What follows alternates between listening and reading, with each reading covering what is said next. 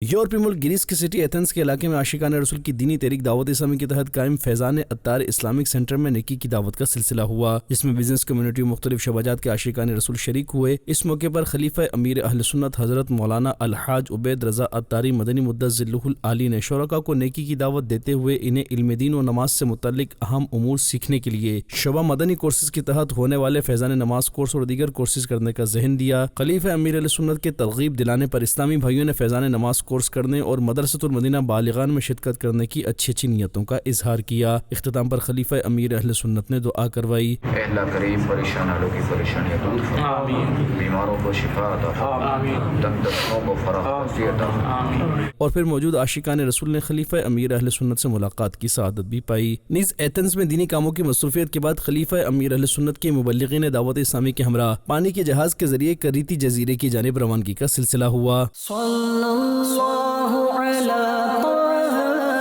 خیر الخلق وأحلاها۔ مدنی چینل کے ناظرین، انشاءاللہ الکریم بروز ہفتہ 7 سپتمبر 2024 کو بادلونا بارسلونا اسپین میں دعوت اسلامی کے تحت عظیم الشان جلوس کا انعقاد کیا جا رہا ہے، جس میں خلیفہ امیر السنت کی عاشقان رسول کے ہمراہ شرکت ہوگی۔